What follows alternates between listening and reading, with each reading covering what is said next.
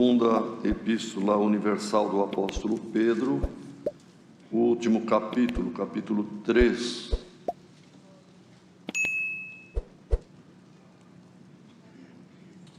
Vemos que o apóstolo Paulo destinou sua carta a igrejas ou a pessoas como Timóteo, Tito, assim por diante, e as igrejas de Roma, de Tessalônica, de Éfeso e assim por diante.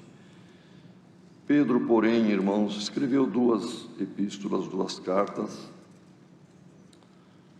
dirigidas a todas as igrejas, a todo mundo, em todas as épocas, dirigida para nós aqui também hoje. Glória ao nome do Senhor. Então vamos ler, irmãos, na segunda carta, capítulo 3. Amados, escrevo-vos agora esta segunda carta, em ambas as quais desperto com exortação o vosso ânimo sincero, para que vos lembreis das palavras que primeiramente foram ditas pelos santos profetas e do mandamento do Senhor e Salvador, mediante os vossos apóstolos, sabendo primeiro isto, que nos últimos dias virão escarnecedores, andando segundo as suas próprias concupiscências, e dizendo: onde está a promessa da sua vinda?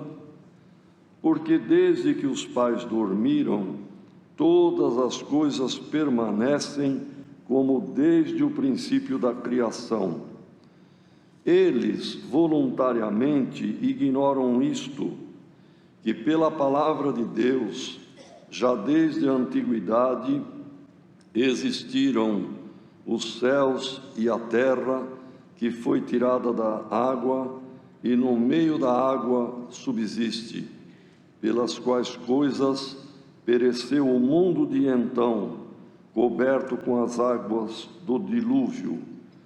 Mas os céus e a terra que agora existem pela mesma palavra, se reservam como tesouro e se guardam para o fogo, até o dia do juízo e da perdição dos homens ímpios. Mas, amados, não ignoreis uma coisa, que um dia para o Senhor é como 1000 anos, e 1000 anos como um dia. O Senhor não retarda a sua promessa, ainda que alguns a tenham por tardia, mas é longânimo para convosco, não querendo que alguns se percam, senão que todos venham a arrepender-se. Mas o dia do Senhor virá como ladrão de noite, no qual os céus passarão com grande estrondo, e os elementos, ardendo, se desfarão, e a terra e as obras que nela há se queimarão. Havendo, pois, de perecer todas estas coisas, que pessoas vos convém ser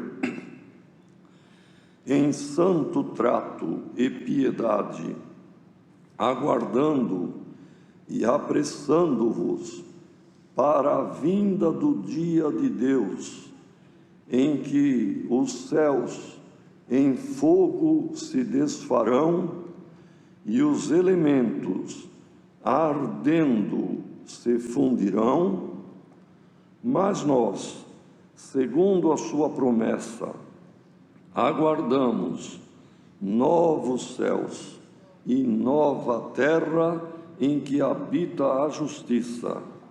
Pelo que, amados, aguardando estas coisas, procurai que dele sejais achados imaculados e irrepreensíveis em paz, e tende por salvação a longanimidade de nosso Senhor, como também o nosso amado irmão Paulo vos escreveu, segundo a sabedoria que lhe foi dada, falando disto como em todas as suas epístolas, entre as quais há pontos difíceis de entender, que os indoutos e inconstantes torcem, e igualmente as outras escrituras para a sua própria perdição.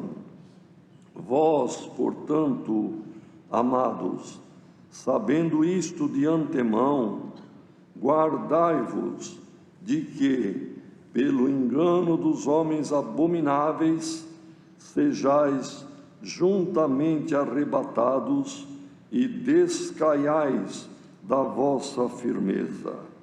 Antes, crescei na graça e conhecimento de nosso Senhor e Salvador Jesus Cristo. A Ele seja dada a glória, assim agora como no dia da eternidade. Amém. Glória a Deus. Aleluia. Queridos irmãos,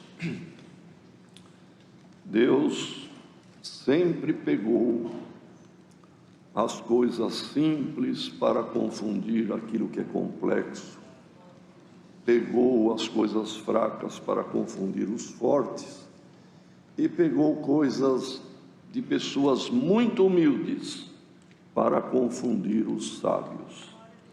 Todos nós sabemos, irmãos, que, como há até uma comparação no que lemos aqui, o próprio apóstolo Pedro se refere a Paulo, o apóstolo, como um doutor, como um homem iluminado, e que escreveu nas suas cartas pontos difíceis de entender e que os indoutos acabam torcendo, quer dizer, mudando, alterando, interpretando conforme interessa e assim por diante. Mas Pedro também, nós sabemos, irmãos, foi um homem muito simples, era pescador de profissão, indouto, quer dizer, não tinha letras, não tinha escolaridade, era um homem muito simples.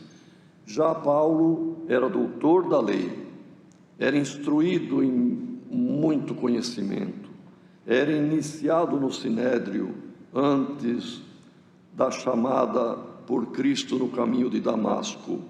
Era um homem que falava fluentemente o hebraico, o grego e o romano, que era o latim, por causa do Império Romano da época, e ele era cidadão romano. E certamente falava dialetos ali, como o aramaico e outros. E era um homem muito sábio, irmãos. Porém, Deus permitiu que em todas as epístolas do apóstolo não há uma profundidade, irmãos, de uma explicação a respeito da vinda de Cristo e como será no dia da volta do Senhor, como está aqui neste capítulo. Glória ao nome do Senhor. E ele dizia: amados, nos últimos tempos virão homens amantes de si mesmo, segundo as suas concupiscências, que, irmãos, são a concupiscência, a ganância por coisas materiais, por coisas sensuais. E é o que vemos no mundo de hoje, a materialidade, a sensualidade, a concupiscência. E essas pessoas, então disse o apóstolo, vão querer tirar até a fé do crente, dizendo: onde está a promessa da volta de Cristo? Nossos pais falavam isso, morreram, o mundo continua igual. Os avós falavam, está tudo igual. Então ele diz: eles ignoram que para o Senhor um dia é como 1000 anos, e 1000 anos é como um dia. Irmãos, e muitos se embaraçam nisto. Mas já faz 2000 anos, completando 2000 anos. Aqui esta carta foi escrita na segunda metade do século I da era cristã. Portanto, já está perto de ir se completando também, irmãos, mais uns anos pela frente, próximo de 2000 anos. E continua assim. Acontece, irmãos, que ninguém viveu este período esperando. A vida do ser humano é curta.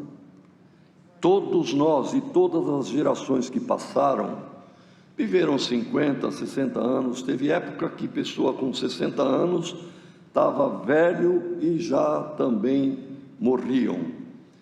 E na nossa geração, a expectativa de vida aumentou um pouco. Mas, irmão, o que é 80 anos? O que é 100 anos? Se alguém viver 100 anos, não é nada. É uma fração ínfima de tempo diante da eternidade de Deus. E quando é que nós tomamos conhecimento, irmão, a respeito da necessidade de que Cristo salva, que o sangue derramado da cruz nos redime do nosso pecado, e que temos que descer as águas do batismo, e que temos que servi-lo? Cada um de nós ouviu ao seu tempo. Tem alguém aqui que ouviu há 5 anos, há 2 anos, há 1 ano, alguns talvez estão ouvindo hoje. Tem crente muito antigo. Para achar um crente de 60, 70 anos de batizado não é fácil. De 80 é muito raro.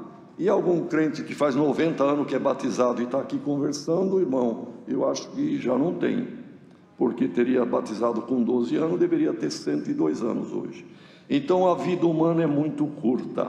Nós tomamos conhecimento da misericórdia, da salvação, do plano redentor do Senhor na nossa existência, na nossa vida. E a nossa vida finda, ela é curta, ela é breve, mas aqueles que são cheios de maldade lançam no rosto do crente: cadê a volta de Cristo? Então o apóstolo explica, irmão, glória ao nome do Senhor. Sabendo isto, eu vos escrevo essa segunda carta, e na primeira e nesta, em ambas, eu vos exorto e faço exortação para o vosso ânimo sincero. Eles dormiram, irmão. Quem leu ou ouviu ler no pergaminho esta carta, nos dias de Pedro, logo depois dormiram. Para quem dorme, cessa a contagem do tempo, irmão. Entra para o plano da eternidade. Já estão aguardando o soar da trombeta da volta de Cristo. As últimas palavras que ouviram, talvez foi a leitura desta carta. A próxima audição que terão é o toque da trombeta de Deus. Glória ao nome do Senhor. E para nós também, irmão, esta carta hoje exorta, faz nós despertarmos para ter um ânimo sincero de servir a Deus, firmeza na fé. A hora que terminar a nossa carreira é um piscar de olhos para a volta do Senhor. E ele diz aqui, irmão, e estes pessoas que andam segundo as suas próprias concupiscências, pessoas maldosas, perguntam: onde está a promessa da vinda de Cristo? Desde que nossos pais dormiram, o mundo, a terra, tudo isto continua tudo igual. Eles voluntariamente, porque, irmão, no íntimo, até o ateu teme a Deus e sabe que o universo não existe por acaso. Ele teme. Então voluntariamente ignoram isto, que pela palavra de Deus, desde a antiguidade, existe o céu e a terra, quando foi a criação, e houve o dilúvio, mas a terra voltou, pela misericórdia de Deus, a ter gerações humanas e criações, e continua: mas o céu e a terra que agora existe, disse Pedro, pela mesma palavra, pois é pelo poder da palavra de Deus que existe, ela se reserva, está guardado como um tesouro. Irmão, quem tem um tesouro, uma joia de grande valor, guarda com muito cuidado, põe num cofre se tiver, põe num porta-joia, e ali guarda com cuidado. Disse o apóstolo Pedro, irmão, que o Espírito Santo revelou para ele deixar escrito isto, que se reservam como um tesouro e estão guardados para o fogo, até o dia do juízo e da perdição dos homens ímpios. Mas o tempo, irmãos, é de Deus e não nosso. E um dia para Deus, ou 1000 anos é a mesma coisa. Um dia pode demorar, um dia de Deus demorar 1000 anos humanos. 1000 anos humanos, irmão, de repente a ordem de Deus dá ao seu filho, está na hora de buscar a igreja e virá a volta do Senhor. Então, ele diz, mas o Senhor não retarda a sua promessa, está dentro de um plano, e o plano está sendo seguido, ainda que alguns acham que está tardando, mas não está. Deus é bom, Ele é paciencioso, Ele é longânimo. Essa espera da longanimidade de Deus é para que Ele quer que alguns não se percam, mas Ele quer que todos, a humanidade, venha a arrepender-se. Mas o dia do Senhor virá, disse Pedro, e nós não temos dúvida disto, irmãos. E nesta manhã eu confesso para a Irmandade que a revelação da palavra, irmãos, é sempre uma tortura, uma dificuldade, porque nunca quero, e ninguém quer, irmão, pregar o que é seu ou a sua vontade, mas pregamos o que Deus revela. Eu pensava um outro ponto da palavra, o Senhor revelou este ponto agora. Glória ao nome do Senhor, para que todos, irmãos, sejamos despertados para a volta de Cristo. Tudo está acontecendo que a palavra previa: guerra, rumores de guerra, pestes, irmão, calamidades pelo mundo inteiro. A volta do Senhor está perto. Não durmamos, irmão. Glória ao nome do Senhor.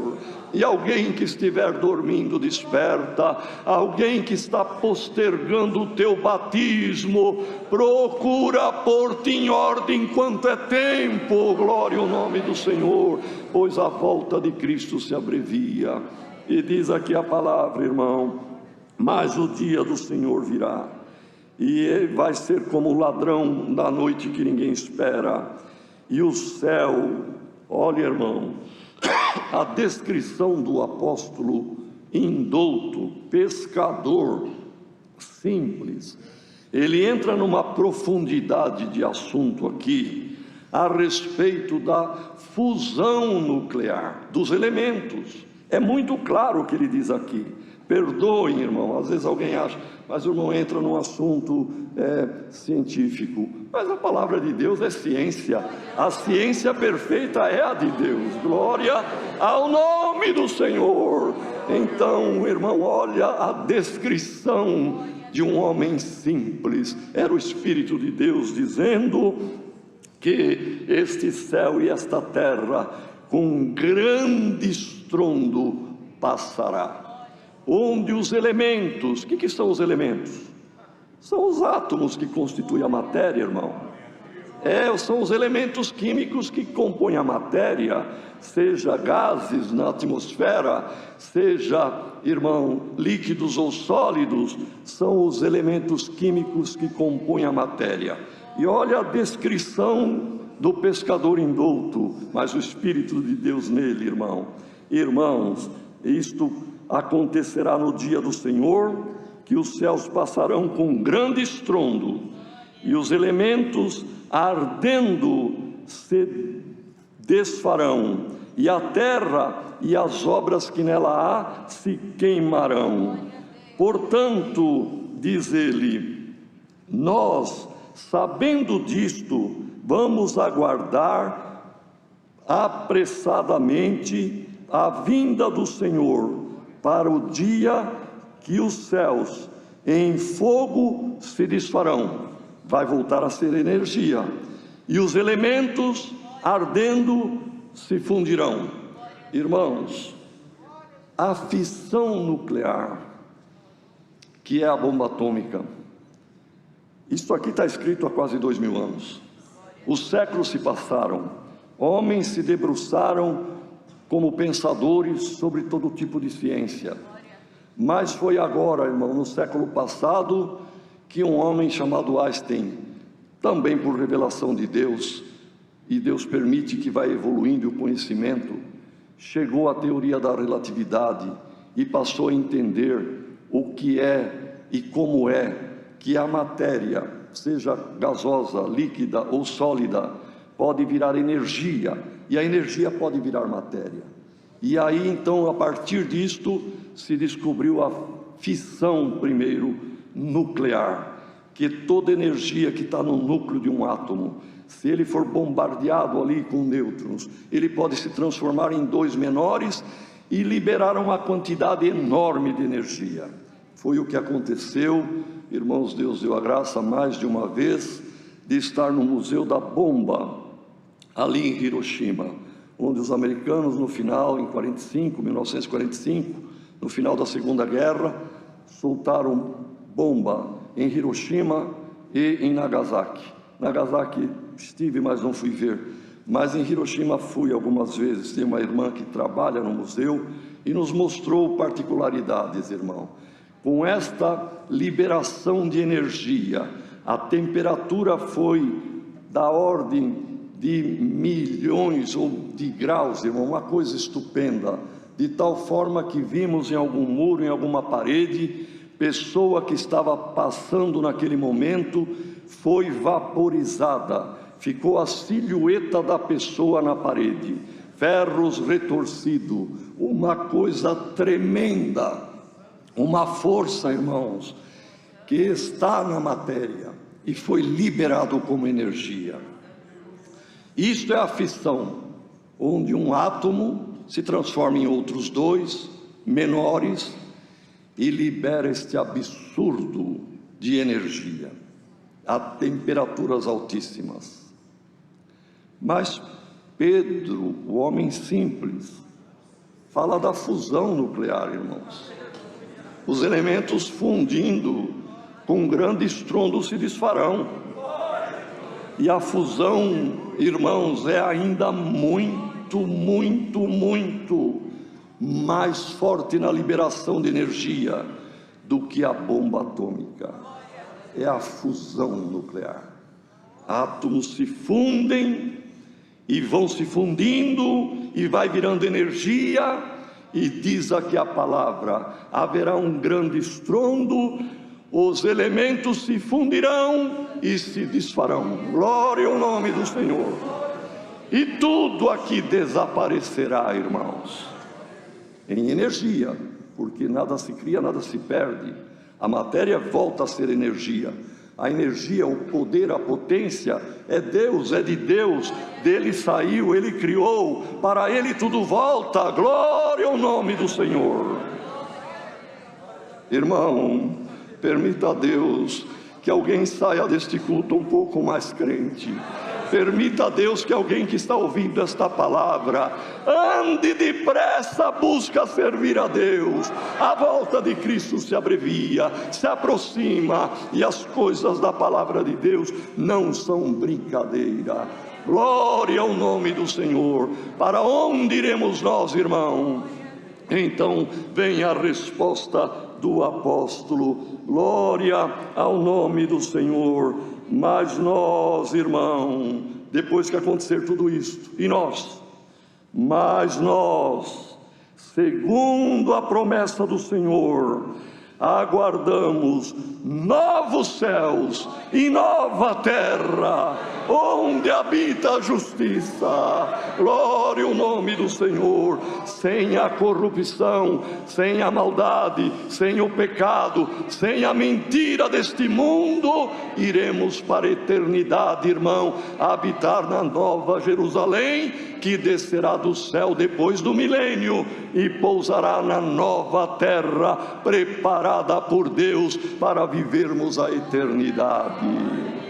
Sejamos mais crentes, irmãos.